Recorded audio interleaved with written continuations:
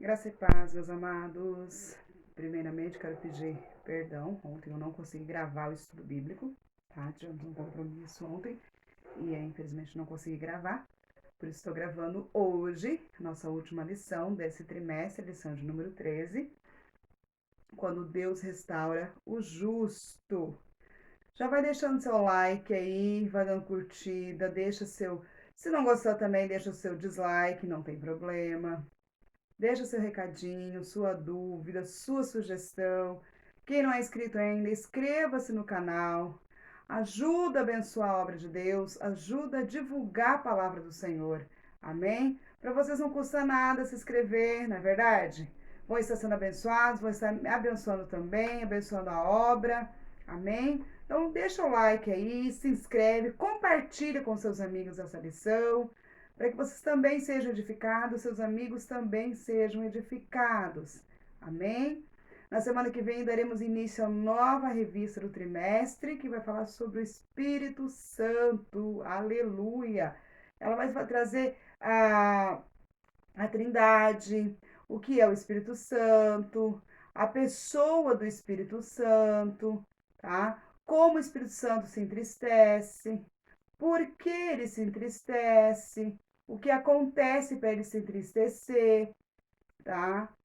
Não, tudo isso nós vamos estar vendo, então, na próxima revistinha. Convido vocês a estarem participando. Olha, amados, eu tenho certeza que vocês vão amar, tá? Vocês vão amar muito, muito, muito, muito, porque é maravilhoso esse estudo. Amém? Conto vocês, então, semana que vem. Aqueles que ainda não têm, não estão participando, comecem a participar, tenho certeza que vocês vão gostar. Amém? Então, hoje, a lição tem como título Quando Deus Restaura o Justo. E quem é o justo, afinal de contas? O justo somos nós, porque a palavra de Deus diz que somos justificados pela fé. Amém? Através de Jesus Cristo, é Ele que nos justifica. É Ele que nos torna justos. Se é Ele que nos justifica, então nós é que somos os justos. Amém? O nosso texto áureo está no livro de Jó, capítulo 42, versículo 10. E fala assim: E o Senhor virou o cativeiro de Jó quando orava pelos seus amigos. E o Senhor acrescentou a Jó outro tanto em dobro a tudo quanto dantes possuía. Então, esse versículo, esse texto áureo está dizendo que quando Jó orava por seus amigos, Deus restituiu em dobro tudo que Jó possuía antes do seu sofrimento, antes das dificuldades que Jó estava passando. Amém? Deixa eu baixar um pouquinho a tela do meu notebook aqui, senão vai ficar muito à frente do celular aqui, vai atrapalhar os irmãos aí. Amém?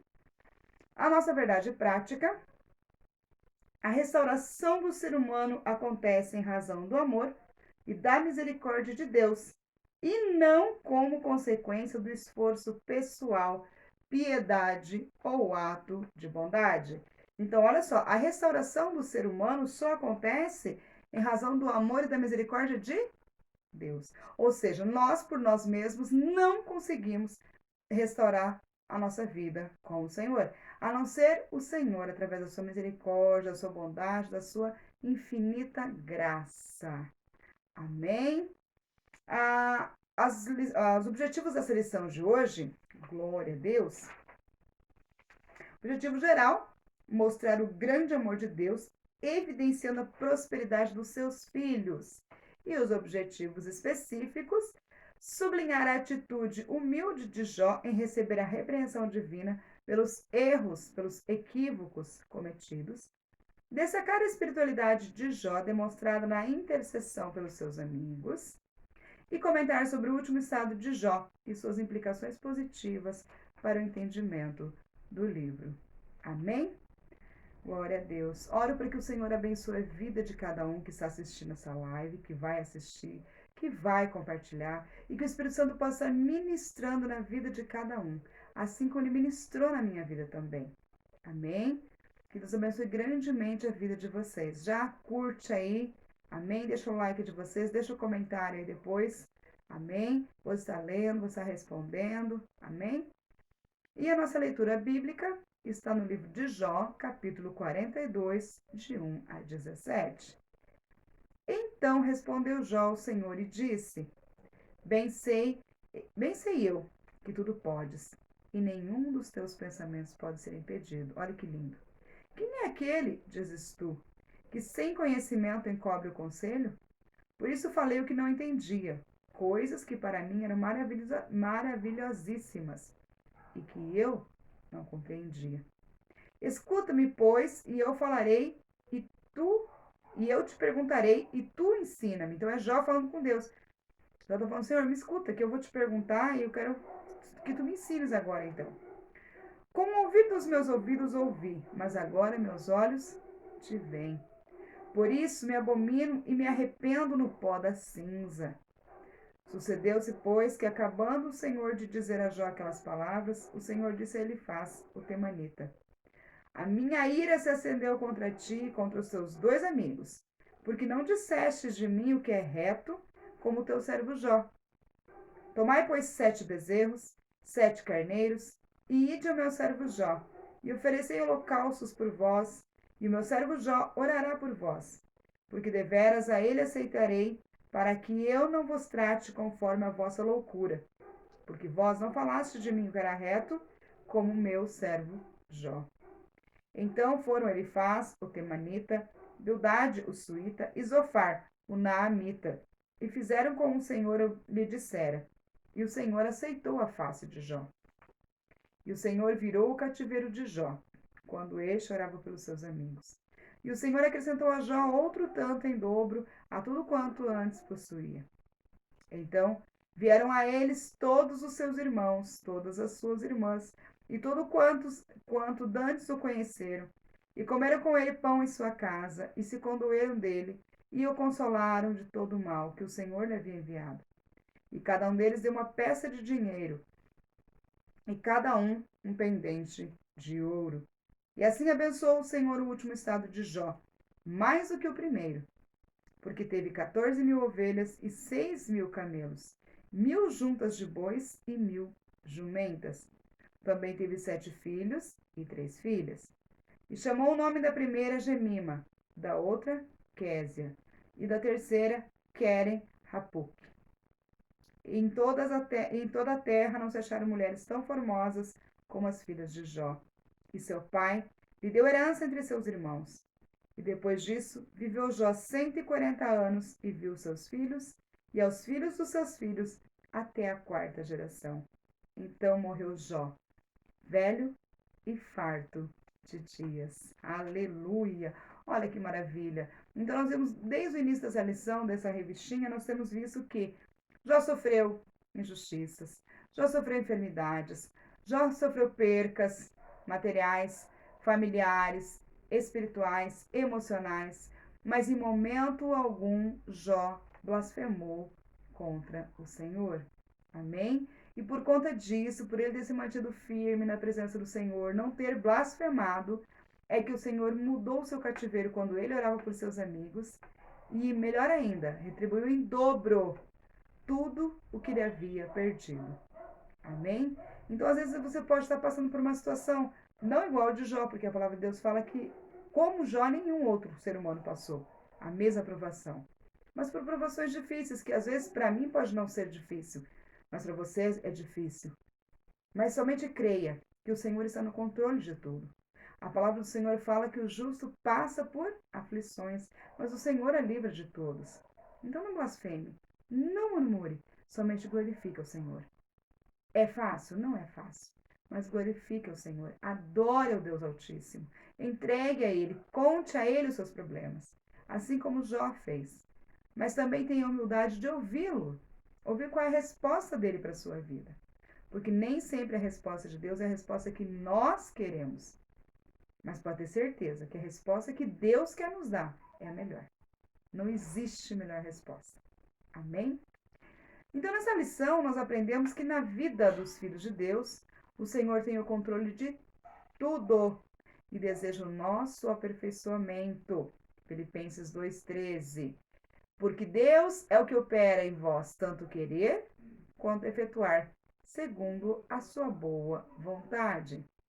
Quando Deus nos prova, ele sempre irá aparecer e falar conforme queira, a fim de trazer o aperfeiçoamento para a nossa vida, tirar todas as nossas dúvidas e nos fazer conhecer sua perfeita vontade. Está lá em Romanos 12, de 1 a 2, que diz assim: Rogo-vos, pois, irmãos, pela compaixão de Deus, que apresenteis os vossos corpos em sacrifício vivo, santo e agradável a Deus, que é o vosso culto racional. E não sede conformados com este mundo, mas sede transformados pela renovação do vosso entendimento, para que experimenteis qual seja a boa, agradável e perfeita vontade de Deus. Aleluia. Então, esse é o desejo do Senhor. Ele fala que não é para nos conformarmos com este mundo, tá? Que é para nós sermos transformados e renovados pelo nosso entendimento. E como é que vamos ser transformados e renovados pelo nosso entendimento? Participando do estudo bíblico, participando dos cultos, participando dos momentos de oração, das vigílias, orando em casa, louvando o Senhor, tendo um momento de intimidade com o Senhor. Amém? E tudo isso para quê? Para que possamos ter mais comunhão, intimidade, paz e alegria com o nosso Deus. Está lá em Jeremias 29, 11. Porque eu bem sei os pensamentos que tenho a vosso respeito, diz o Senhor. Pensamentos de paz e não de mal, para vos dar o fim que esperais. Aleluia, glória a Deus. Então, nessa última lição, amados, nós vamos tratar sobre a restauração de Jó. Amém? Nós vamos ver que ela se dá quando ele se humilha. Então, a palavra de Deus fala que Deus não resiste a um coração quebrantado, mas ao soberbo ele quebra, tá? Então, não sejamos soberbos, não sejamos arrogantes, e sim humildes, que possamos ter um coração quebrantado na presença de Deus. Amém? Constataremos também que o testemunho de Deus sobre Jó provou ser verdadeiro, e seus amigos tiveram de se retratar. Durante toda a provação, ele se manteve íntegro e não lhe foi atribuída impiedade alguma. Pelo contrário, o Senhor o restaurou de forma grandiosa. Aleluia. Você sabia, meus amados, que muitas vezes Deus nos prova para que venhamos ter mais intimidade com Ele, para que possamos saber qual é a real vontade do Senhor para as nossas vidas? Foi isso que aconteceu nos dias de Jó. Naquele tempo, eles não entendiam que existia um Deus maravilhoso. Eles sabiam que existia um Deus justo, um Deus correto, um Deus íntegro, mas não sabiam que existia um Deus longânimo, um Deus amoroso, um Deus misericordioso. Na concepção deles, Deus apenas punia os malfeitores e abençoava os que eram íntegros. Eles não tinham esse entendimento. E aí Deus falou, não, eu quero mostrar para esse povo que eles estão enganados. E como Jó é um homem justo, um homem bom e reto, eu vou usar a vida dele como exemplo.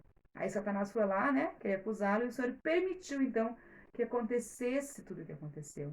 Através disso que aconteceu na vida de Jó, Deus queria mudar a visão de uma geração inteira. Veja bem o que Jó falou lá na nossa leitura bíblica em classe, aqui no versículo 5, Jó 42, 5. Com o ouvir dos meus ouvidos ouvi, mas agora te veem os meus olhos. Ou, em outra tradução, antes eu te conhecia só de ouvir falar, mas agora os meus olhos te veem. Aleluia! E vocês sabiam também que, segundo os historiadores bíblicos, Jó foi o primeiro livro da Bíblia a ser escrito? Antes mesmo de Gênesis?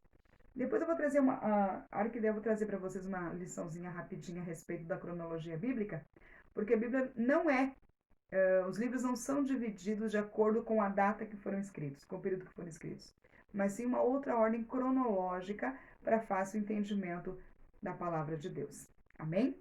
Por quê? Porque naquela época eles achavam que não era possível se relacionar pessoalmente com Deus. Eles tinham Deus como um ser distante, todo-poderoso, maravilhoso, que criou o ser humano, mas que simplesmente esqueceu. Deixou o ser humano para lá. Ficou só lá de cima olhando e sem dar atenção, apenas abençoando quando o ser humano era bom e amaldiçoando ou corrigindo quando o ser humano pecava. E não era assim. Eles não imaginavam que Deus provava o justo, entre outras coisas também. E Deus trabalhou na vida de Jó para mudar a visão de toda uma geração.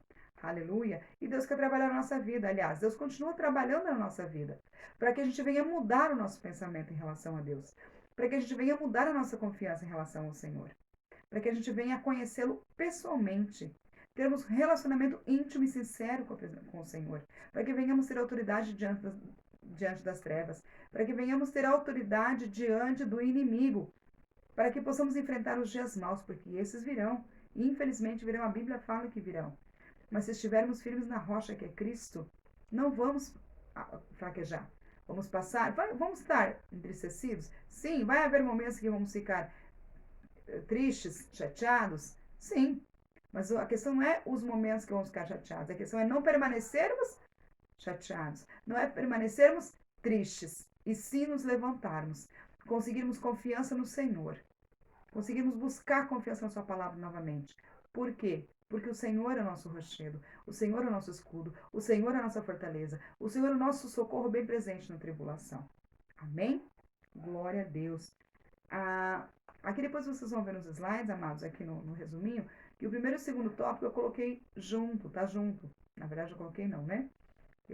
Quem manda esses slides aqui é o pastor Rodrigo Gomes, da Assembleia de Deus. Eu só faço alguns ajustes. Ele trabalha com isso, ele é professor em Santa Catarina. A gente tem um grupo de estudos, vários membros, inclusive a Karen e o pastor fazem parte desse grupo. Então ele disponibiliza para nós já essa pré-aula aqui que nos auxilia muito e enriquece muito as nossas aulas. Amém? Então o primeiro e o segundo tópico vão estar juntos aqui. O primeiro tópico, no primeiro ponto, é a humilhação de Jó. O primeiro tópico, Jó é humilhado, e no segundo tópico, reverência e submissão. Subsídio teológico. Jó precisava aprender sobre a dependência, discernimento, humildade e sábia paciência. Olha só, Deus precisava mostrar para Jó, ensinar para Jó que ele precisava ter dependência de Deus, que ele tinha que ter um discernimento, que ele precisava ser humilde e ter a paciência sábia. Jó tinha que aprender que Deus queria mudar a visão de uma geração e que o Senhor prova o justo e este não deve murmurar das leis de Deus. Está lá em Filipenses 2,3, que nós vimos anteriormente, não é mesmo? Porque Deus é que opera em vós, tanto querer quanto efetuar, segundo a sua boa vontade. Amém? Foi por falta deste aperfeiçoamento que Jó acabou sendo imprudente ao ponto de murmurar diante de Deus. É importante lembrar que quando Deus provando, ele sempre vai falar e fazer entender onde seus filhos precisam mudar e receber o aperfeiçoamento que Deus deseja, a fim de que em tudo darmos graça, pois essa é a vontade de Deus para conosco. Então, olha que interessante. Quando Deus é que nos prova, ele sempre vai falar conosco, vai nos mostrar em que área nós precisamos ser mudados. Para quê? Para que recebamos o aperfeiçoamento e cheguemos ao fim que o Senhor deseja para nós. Amém? E aí sim possamos dar graça, porque lá em 1 Tessalonicenses 5,18, ele fala: em tudo dai graças, porque essa é a vontade de Deus em Cristo Jesus para conosco. Amém? Então vamos ver aqui o Jó humilhado, aleluia. Os capítulos 38, 39 e 40 demonstram como Deus expôs a Jó a sua onipotência na criação e sapiência em preservá-la. Ele mostrou que o patriarca era incapaz de não apenas compreender a dinâmica da criação, mas, sobretudo, fazer algo parecido com ela. Jó se convenceu de que seus próprios questionamentos eram injustos. Se ele não era capaz de fazer o que Deus fez, então com que direito criticava os caminhos divinos? Se apenas uma das criaturas de Deus era capaz de impor o terror em Jó, como se comportaria ele diante do Criador dessas criaturas? Então, esse Jó humilhado não é no sentido de humilhado no sentido de ficar para baixo, de ser colocado de escanteio. É no sentido de que Deus mostra para ele que ele não entendia nada, que Deus é onipotente, ou seja, ele pode todas as coisas, porque ele criou, ele fez tudo, e que ele tem uma sapiência. O que é sapiência? Uma sabedoria para cuidar e preservar tudo que ele fez. E Jó não entendia isso. Jó achava-se inteligente o suficiente, achava-se sábio o suficiente para questionar Deus.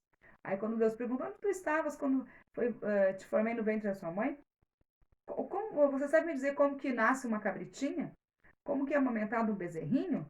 Como nasce uma flor? Não. Então como é que você quer me questionar?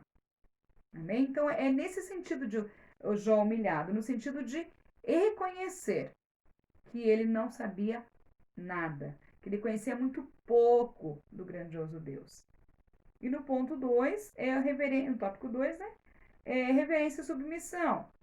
Diante da assombrosa visão da criação de Deus, Jó agora exclama: Bem sei eu que tudo podes. Né? Jó 42, 2. Este versículo demonstra uma atitude de reverência e de submissão diante de Deus. Ele percebe que tudo que aconteceu em sua vida tinha um desígnio divino e, portanto, era tolice discutir ou questionar com a sapiência divina. Quem é aquele, dizes tu, que sem conhecimento encobre o conselho?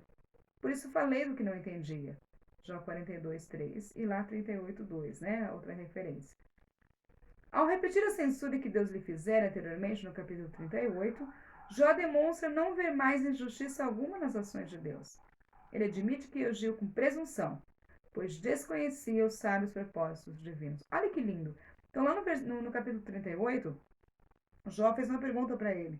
Quem é aquele que dizes tu que sem conhecimento encobres o conselho? Aí Jó repete essa pergunta aqui no capítulo 42. Mas ele repete com uma maneira de dizer, Senhor, não sou nada mesmo. Eu reconheço que de nada entendo. Eu reconheço que eu preciso da sua sabedoria. E quantas vezes nós somos arrogantes, somos prepotentes, não digo só em relação à palavra de Deus. Eu digo em relação a outras coisas também. Que nos achamos superiores, nos achamos melhores e muitas vezes não paramos para ouvir. Sábio é aquele que para aprender. São poucos os que gostam de aprender. Por isso que muitas vezes sentimos falta de mais pessoas no estudo bíblico. Por isso que sentimos falta quando é um culto de ensino, poucas pessoas vão. Por quê? A palavra de Deus fala que meu povo perece porque lhes falta conhecimento. Amados, vocês estão tendo a oportunidade de ter um estudo bíblico. Não é porque eu estou ministrando porque eu não sou melhor do que ninguém. Eu preciso estudar muito e preciso muito da graça do Senhor Jesus e da oração dos irmãos, para que eu possa continuar com esse ministério junto com meu esposo. Amém? O Senhor que me chamou para esse ministério, é Ele que me capacita. Então eu peço que os irmãos estejam orando por mim também, pela minha família, pelo meu esposo, pelos meus filhos, para que Ele continue usando graça e condições de aprendermos e contribuirmos para com os irmãos no crescimento da palavra do reino de Deus. Amém? Mas quantas e quantas vezes foram altivos ou são altivos, se acham suficientemente conhecedores da palavra e que não precisam conhecer mais nada? Amados, a palavra de Deus fala que conheçamos e prossigamos em conhecer o Senhor. Nós nunca vamos conhecer 100% o Senhor, somente quando Ele nos recolher, quando estivermos na graça com Ele. Aí sim, aí vamos ter a eternidade para conhecê-lo. E Jó reconheceu isso. Jó falou assim, Senhor, eu sou tão pequeno diante da tua grandeza. Minha sabedoria não é nada diante do teu conhecimento. Me perdoa, Senhor, me ajuda. Então que nós possamos também ser igual a Jó, nos humilharmos na presença do Senhor e reconhecermos que não somos nada e que precisamos da graça, da sabedoria do Espírito Santo sobre a nossa vida. Amém? O ponto 3, uma experiência viva, o terceiro tópico, uma experiência viva com Deus. A postura de Jó diante de Deus muda drasticamente.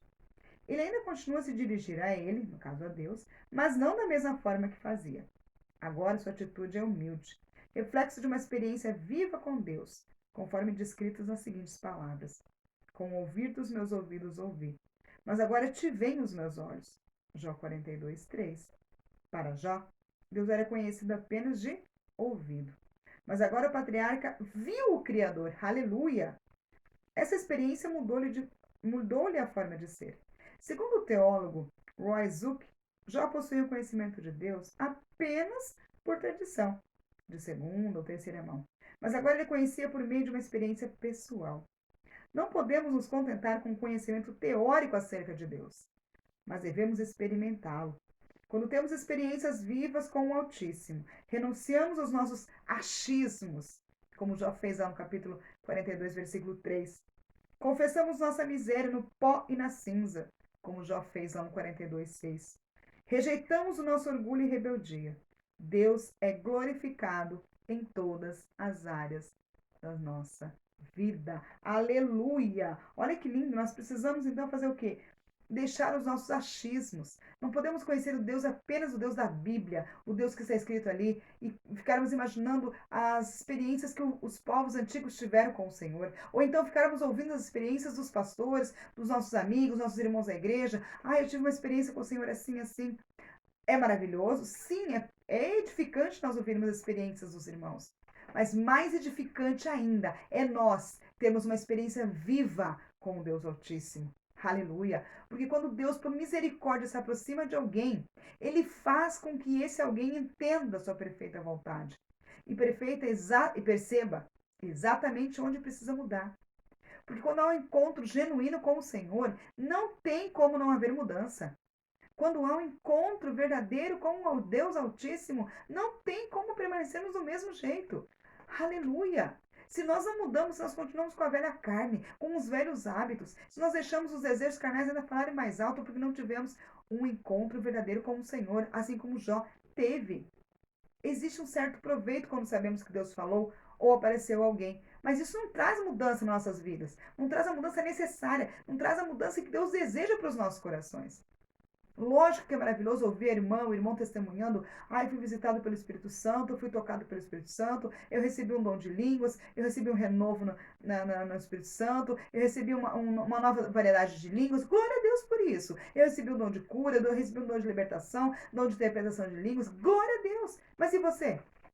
Vai ficar vivendo da glória dos outros, a experiência dos outros? Não. É importantíssimo, é indispensável que nós tenhamos as nossas próprias experiências com Deus. E precisamos conhecê-lo pessoalmente. Por isso que precisamos estudar a palavra. Não é simplesmente ler mecanicamente, ler por ler. Precisamos meditar na palavra. E sempre antes de lermos a palavra, pedimos para o Espírito Santo abrir o nosso entendimento. Porque comigo já aconteceu várias vezes, textos que eu li várias e várias vezes. Normal, um texto, gostei, é lindo. E em um determinado momento eu vou ler aquele texto e falo, caramba, isso aqui estava escrito aqui e eu não vi. Mas por quê? Porque era aquele momento que o Senhor queria falar comigo através daquele texto. Eu estou lendo a Bíblia novamente, eu estou em Deuteronômio agora, capítulo 8, e é tremendo o que Deus faz com o povo dele ali. O Senhor fala que a peleja não é do povo, é do Senhor. Mas basta uma coisa, o povo só tem que fazer uma coisa: santificar, estar na presença. E você, e eu tenho me santificado? Você tem buscado santificar sua vida? Será que eu tenho feito o jejum quanto necessário? Será que eu tenho orado o necessário? Eu reconheço que eu preciso muito mais. Tenho feito muito pouco. Tenho me consagrado muito pouco. Preciso me consagrar muito mais. Preciso mesmo, eu reconheço isso. E vocês? Como tem sido a vida de vocês? Uma experiência pessoal com Deus nos coloca no centro da sua vontade e nos faz confiar totalmente no agir soberano de Deus sobre as nossas vidas. Aleluia! Lá em Mateus 6,10 ele fala que venha o teu reino, seja feita a tua vontade, assim na terra como no céu. Aleluia! Nós temos que somente crer. Mas como é que nós vamos crer? Irmã, você não sabe a situação que eu estou passando, irmã. A dificuldade, a luta. Estou sem dinheiro, sem emprego. Luz e água para cortar, quase sem comida na mesa. Amado, amada, você conhece o Senhor, o Deus a quem você serve? Eu estou falando conhecer intimamente. Você sabe qual é o propósito de Deus? A palavra de Deus diz que não olhar os lírios do campo, que não tecem nem fio, porém nem Salomão, em toda a sua sabedoria, conseguiu vesti-los daqueles com tanta beleza, com tanta formosura. As pombinhas, os passarinhos, não precisam plantar e, nem, no entanto, não passam fome. Será que tem mais valor a criaturinha do que o ser humano, do que nós, seres humanos? Vamos parar e analisar, amados. Mas para nós sabermos disso, para nós sabermos qual é a vontade do Senhor, que é perfeita, que é boa, que é agradável, nós temos que estar em comunhão, temos que ter intimidade com o Senhor. Não vivermos as experiências dos outros. Nós vamos passar a ter as nossas experiências. Vamos começar a partir de hoje a buscar no Espírito Santo. Espírito Santo, me dá uma experiência nova. Fala comigo, Espírito Santo. Fala do jeito que você quer, mas comigo aqui dentro. Do jeito que você quer falar comigo. No culto, no estudo bíblico, na reunião de oração, no chá das irmãs, numa live. Amados, vocês vão ver o quão maravilhoso é. E eu digo mais, nenhuma experiência é igual a outra. A gente sempre vai querer ter mais e mais experiências. Aleluia! porque Deus é maravilhoso e Ele quer isso de nós. Ele quer essa intimidade. Amém? Glória a Deus. Ponto 2, a intercessão de Jó. Aqui no meu subsídio teológico, os 3 tópicos vão estar juntos. A ira de Deus, o pecado dos amigos de Jó e a oração de Jó. Eu chamo atenção para um detalhe aqui. A ira de Deus, neste caso aqui, essa ira de Deus é um sentimento antropopático. O que é um sentimento antropopático? Olha que nome lindo, né? É quando nós atribuímos um sentimento humano a Deus. Tá? Porque Deus não fica irado. Quando a Bíblia diz que Deus se ira, está dizendo que ele executa o seu juízo, suas sentenças justas e corretas. Então é nesse sentido que a Bíblia fala de ira de Deus. É quando o Senhor está executando os seus juízos, as suas sentenças. Amém? Quem fica irado somos nós, seres humanos mortais, pecadores, inconstantes, inseguros. Nós sim, nos iramos. E às vezes muito rápido, né? A palavra de Deus fala que nós temos que ser tardios em irar e rápidos em perdoar. Amém? Que nós possamos ser assim, então. Amém? Então, aqui ele vai falar que chegou o momento de Deus corrigir os amigos de Jó. Visto que desde o início eles não tiveram misericórdia de Jó. Mateus 12:7 fala para nós, mas se vós soubesses o que significa misericórdia quero e não sacrifício, não condenaria os inocentes. Porque Jó era inocente. Só que os amigos de Jó se consideravam sábios para a época e não conheciam o Senhor. Não amavam a Jó a ponto de não suspeitarem mal. Eles tinham, na verdade, dá-se a entender, né, que eles tinham interesses, porque Jó era um homem culto, bem visto na sociedade, era um homem sábio, ao qual as pessoas chegavam-se a ele para ouvir os seus conselhos, era um homem rico, justo, próspero. Então, dá-se a entender, no meu ponto de vista, parece que os amigos de Jó estavam próximo dele apenas por interesse, mas não o amavam, porque se o amassem e se o conhecessem verdadeiramente, saberiam que ele não tinha cometido pecado algum. Olha lá, 1 Coríntios 3:5. Não se porta com indecência. Quem não se porta com indecência? O amor. O amor não busca os seus interesses. O amor não se irrita. E o amor não suspeita mal. Mas eles quiseram se exaltar diante de Jó e humilhá-lo perante todos. Os amigos de Jó pregaram um Deus sem compaixão e sem misericórdia. Deus quis ensinar aos amigos de Jó e a toda uma geração que ele é um Deus misericordioso e que se relaciona com seus filhos para aperfeiçoá-los. Aleluia! Deus corrige os amigos de Jó e ainda pede para Jó orar por eles, a fim de manifestar a misericórdia sobre eles também. Aleluia! E não é diferente nos dias de hoje, amados. Deus ainda quer nos ensinar. Ele ainda quer se relacionar conosco, como pai e filhos. Para quê?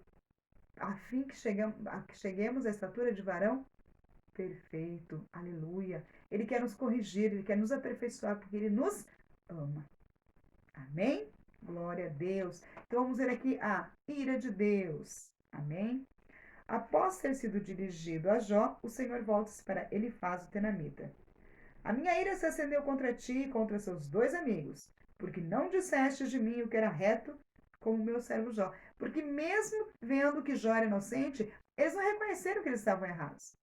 Ao contrário de Jó, que reconheceu sua pequenez diante do Senhor, se humilhou e arrependeu-se do que havia dito. Amém? Essas palavras dizem muito sobre o conteúdo teológico do livro de Jó. Demonstram que as exposições feitas pelos seus amigos não eram todas verdadeiras, pois partiam de premissas falsas. Eles não apenas acusaram o patriarca, mas associaram seu sofrimento a algum pecado cometido por ele.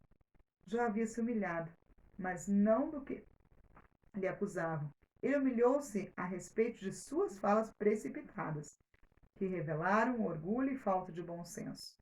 Em outras palavras, ele errou durante o seu sofrimento, mas não por conta dos pecados cometidos antes do atual sofrimento. Olha que lindo, isso é muito interessante. É importante que nós entendamos isso aqui. Ele humilhou-se a respeito, ele quem? Jó. A respeito de suas falas precipitadas, que revelaram orgulho e falta de bom senso. Então, Jó errou durante a sua provação, não antes da sua provação. E quantos de nós, às vezes, não acabamos errando durante nossa aprovação? Ficamos nervosos, esquecemos o Senhor, esquecemos quem é o Deus que nos guia, quem é o Deus que nos abençoa, quem é o Deus que nos protege. Esquecemos de perguntar para Deus, ou fazer uma autoanálise, porque às vezes não precisa nem perguntar para Deus. Às vezes nós temos que fazer uma análise do nosso interior e parar para pensar, poxa, mas espera aí, eu estou passando por isso porque, mas eu me lembro que aquela vez eu fiz isso, isso, isso, isso e isso. Então, provavelmente isso é consequência daquilo que eu fiz. Agora eu paro e falo, mas Senhor, eu tenho analisado a minha vida e eu não tenho conseguido encontrar um erro. Onde foi? Não que sejamos perfeitos, não é isso. Mas não estou conseguindo encontrar um pecado tão grande a ponto de eu merecer esse castigo. Então, Espírito Santo, mostra-me o que tu queres me ensinar com essa aprovação. Senhor, me mostra. Que área o Senhor quer trabalhar na minha vida com essa aprovação, com esse problema? Amém? Então, nós precisamos ter essa humildade. Reconhecer quando erramos e que é castigo de Deus. Aliás, consequência do pecado cometido. Aleluia. É o juízo de Deus. Ou quando é Deus permitindo que passemos por alguma provação para que sejamos aprovados. Aleluia. Lembrando sempre que numa prova o professor fica em silêncio. Amém? Pecado dos amigos de Jó. Representado por Elifaz, o mais velho, o pecado dos amigos de Jó foi, evidentemente, exaltar a justiça de Deus, mas limitar seu poder soberano. Para eles, todo sofrimento deveria ser uma consequência de um juízo divino, como resposta a um pecado praticado. Olha só.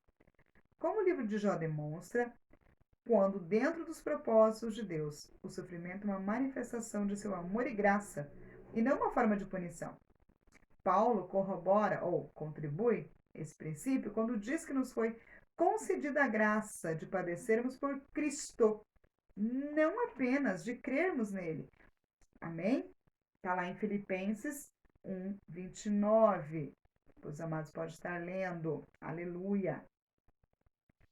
Nisso, os amigos de Jó pecaram e por isso precisavam da intercessão do homem de Uz. Por que eles precisavam da intercessão do homem de Uz? Porque Jó foi o único que reconheceu sua pequenez, foi o único que se humilhou, reconheceu a sua falta de conhecimento, teve humildade para reconhecer que nada sabia. Enquanto que é, e os outros seus dois amigos fizeram o quê? Não reconheceram. Aleluia. Os seus outros dois amigos só fizeram o quê? Colocaram-se como superiores e humilharam Jó até o último instante. Então, por esse motivo é que Deus, então, pediu para que eles fossem até Jó, até para eles serem humilhados também. Já estava a maneira de Deus estar tratando com a vida deles também. Ó, o cara que vocês criticaram, que vocês apontaram, que vocês acusaram, dele eu vou receber oferta, dele eu vou receber adoração, dele eu vou receber o sacrifício. Porque ele é justo, porque ele é íntegro. E acima de tudo, tem um coração humilde. Amém? Que nós possamos refletir.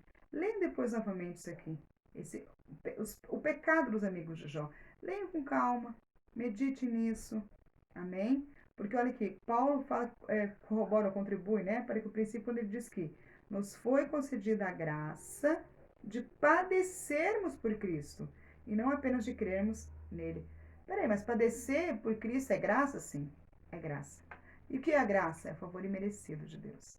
Quando nós padecemos, quando nós sofremos por Cristo, estamos sendo agraciados. Significa que estamos fazendo a vontade do Senhor, porque o inimigo não se agrada. Nós só sofremos porque o inimigo não se agrada quando fazemos a vontade do Senhor.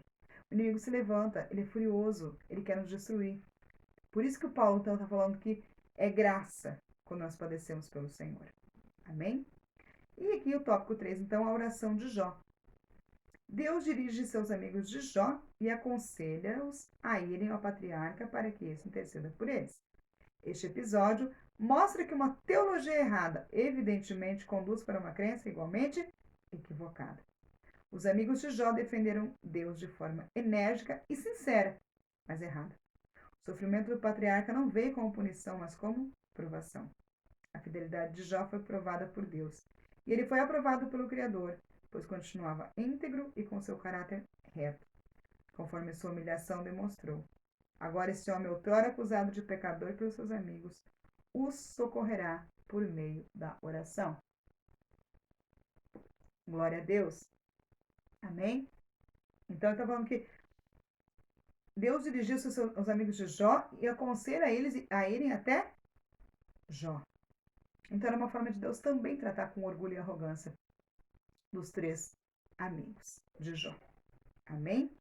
Espero que o Senhor não precise tratar com a nossa vida dessa maneira, né? Espero que o Senhor não precise usar dessas situações para tratar com o nosso orgulho. Espero que a gente consiga ser mais humilde, né, e reconhecer, sem precisar passar por tanta tribulação. Amém? Eu tenho um subsídio aqui que eu quero estar lendo com vocês, que fala que mesmo em frangalhos, ou seja, mesmo arrebentado, e mesmo não passando de ruínas, deveria Jó, naquele momento, atuar como sacerdote daqueles que muito feriram por suas palavras. Que incrível semelhança com o Senhor Jesus, nosso Salvador. Embora tenha sido retratado pelo profeta como alguém desprovido de parecer e formosura, intercedeu por nós pecadores. Está lá em Isaías 53, 2, 3 e 12. Se este retrato que o profeta revela do Senhor parece forte, o que diremos das pinturas de que o mesmo Salvador faz? Da pintura que o mesmo Salvador faz, Davi? Mas eu sou um verme e não homem, o pobre dos homens e desprezado do povo. Isso é Davi falando, tá, no Salmos 22, 6. No auge da angústia, Jó era muito semelhante ao Senhor Jesus, mas quão distante achava-se da glória exterior do sacerdócio araônico. No entanto, caber-lhe-ia orar por seus amigos e por seus amigos oferecer sacrifícios prescritos pelo Senhor. Aleluia. Olha só. Então, amados, o que eu entendo com esse subsídio aqui? Que muitas vezes nós vamos estar arrebentados, vamos estar quebrados, passando por aquela luta assim, ferrenha. Você fala, misericórdia, Senhor, eu preciso que alguém venha orar por mim. E aí o que acontece? Deus manda você orar por outra pessoa. Fala, Senhor, mas eu preciso de oração. Aí o Senhor fala, vai, faça a minha obra. Enquanto você faz o que eu te peço, eu trabalho na sua causa. Aleluia, glória a Deus. Tem até um louvor que fala isso, né? Que é para ir, para fazer, enquanto nós só trabalhamos, ele trabalha por nós. Aleluia. E foi isso que Jó fez. Estava arrebentado espiritualmente, fisicamente, emocionalmente, financeiramente. Mas não deixou de obedecer a uma ordem do Senhor. Então não vamos usar as nossas dificuldades, as nossas lutas como desculpa para não fazermos aquilo qual o Senhor tem nos chamado. Não vamos usar as nossas limitações, seja ela financeira, espiritual, não vamos usar isso como desculpa. Vamos tão simplesmente atender ao chamado do Senhor, que com certeza Ele agirá na nossa causa. Amém? E a terceira e última parte, a restauração de Jó. No primeiro tópico vai ser a restauração moral e espiritual, subsídio teológico. A partir do momento que Deus mostrou a Jó que era ele trabalhando em sua vida, que era ele trabalhando em sua vida, e que Jó deveria aceitar o agir de Deus, Jó recebe a paz e a segurança, e saber que era o Senhor trabalhando em sua vida. E recebe ainda sabedoria e o discernimento do agir de Deus. Por fim, aprende, mudando a visão de toda a época, que Deus prova o justo e se relaciona pessoalmente também. Mas será que Deus não está querendo usar você para mudar a visão, para mudar o pensamento, o entendimento da sua família, dos seus amigos? Mas como é que Deus pode usar você se você não tiver um relacionamento íntimo com o Senhor? Se você não tiver um conhecimento profundo das Sagradas Escrituras? Se você não estiver vivendo experiências únicas e exclusivas com o Senhor? Pense nisso. Talvez Deus queira usar você para fazer a diferença. Ah, mas só eu sou evangélica na minha casa. Só eu sou cristã na minha casa. Quem sabe Deus não quer te usar? Quem não quer usar a sua vida? Coloque-se à disposição do Senhor. Busque mais. Busque mais aprender do Senhor. E eu garanto para você que vai haver diferença na sua família, nessa geração que faz parte de você. Amém? Glória a Deus. Então, a restauração moral e espiritual. A restauração de Jó acontece primeiramente nas dimensões moral e espiritual. Convém destacar que as bênçãos recebidas por ele devem ser vistas como uma restauração. Veja bem, não é uma retribuição porque ele foi bonzinho. Não, é uma restauração daquilo que o inimigo havia tomado de Jó. Não há uma teologia da retribuição no livro de Jó. Ah, se você for bonzinho, eu te dou. Não, não existe, não é isso que a palavra de Deus fala. Onde o ímpio é sempre punido e o justo é sempre recompensado. Não. Quantos relatos a gente vê que o ímpio aparentemente é próspero, bem-sucedido? Aparentemente, porque a gente não sabe se ele deita na cama e tem uma noite de sono tranquilo. E nós não sabemos se o dia que ele vira morrer, para onde ele vai. Ou melhor, sabemos, né? Se ele não se arrepender. Mas também sabemos que o justo, quantas e quantas vezes, passa por provações. Mas depois da luta vem a vitória. Sempre depois da tempestade vem a calma.